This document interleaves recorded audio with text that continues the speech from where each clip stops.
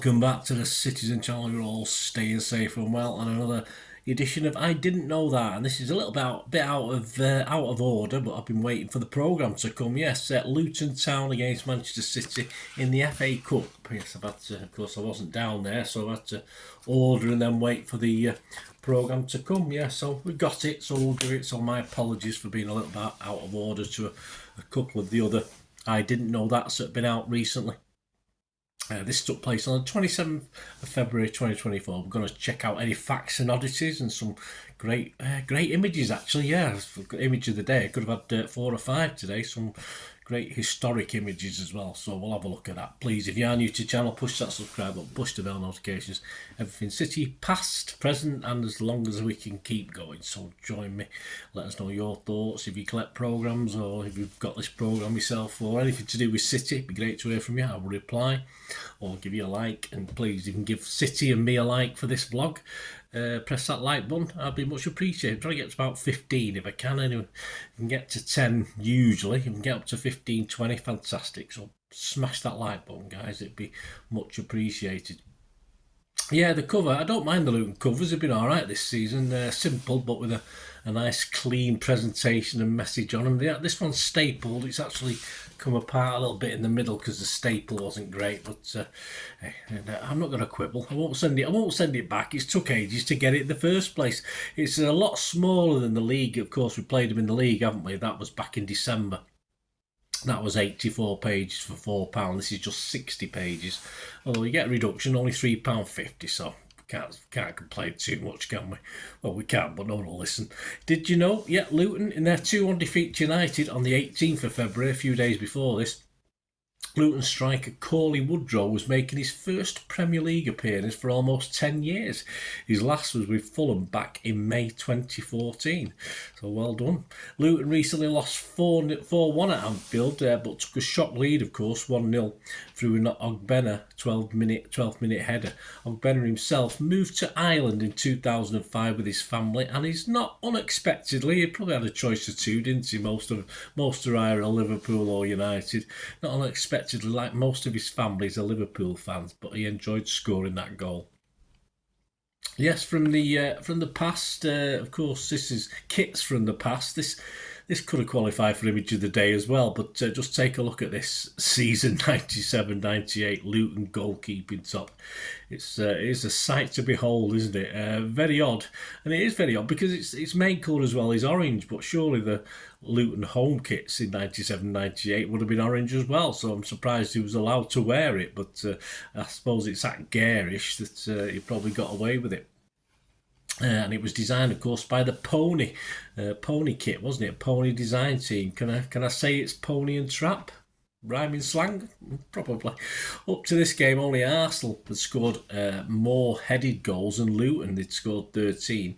Luton had scored 12 headed goals through 7 different players. That's not bad going, is it? So I don't know how it didn't score against us with the head, did they? No, but so as at that game anyway, it was only Arsenal with a better goal tally from headers. What about Luton and City? Well, there's a couple of nice bits in this. There's a report on the match-up with Luton on the 4th of February 1953. Of course, a 5-1 Luton win. We were thrashed. This preceded a 1-1 draw at Main Road. We'll come back to this before we go have a look at the match report. Image of the day, well, because as I said, we could have had one, we could have a few more, but some others feature elsewhere. But in their Camera Never Lies features a great couple of big pictures, big page spreads. The first is the Luton team boarding a train. That train looks very familiar to me. It's trains I used to get with my mum and dad to go to Blackpool and places in the late 60s. Of course, they were going to play City on the 4th of January 1969, of course, a season where we lifted the FA Cup. We beat Luton in the third round 1-0 with a Francis Lee penalty. I think that's the Platt Lane stand in the background. So I would have been in there, but I would have been a bit further to the picture to the right or the left if you were in the Platt Lane anyway. But I should have been in there, that one.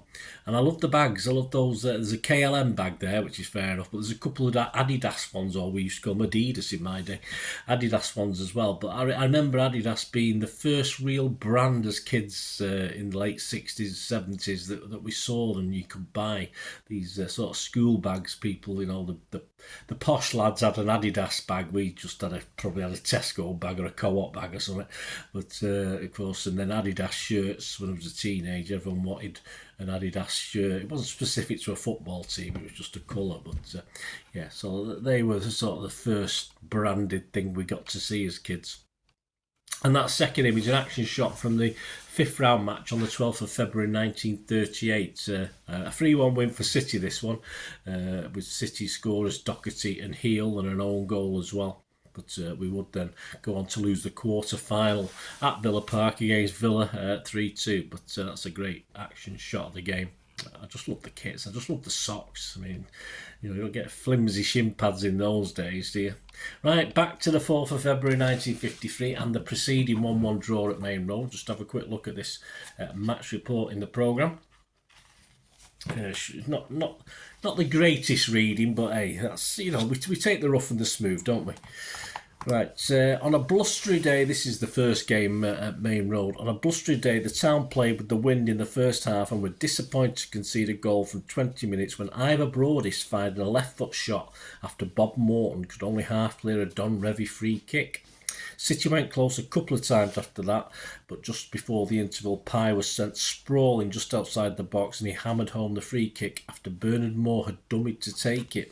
The town were expecting a City onslaught in the second half, but it never really came, and the Luton defence, with Les Hall deputising for the injured Sid Owen in commanding form, was able to take care of the City attacks with relative ease.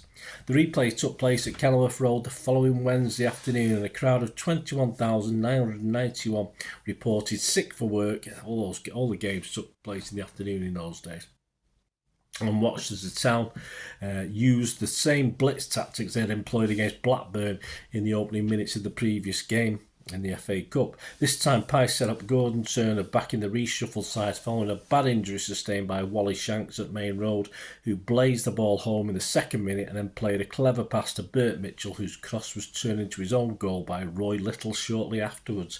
City pulled a goal back through Billy Spurdle after 11 minutes and threatened the Luton defence for a time, but again Hall was at his controlling best.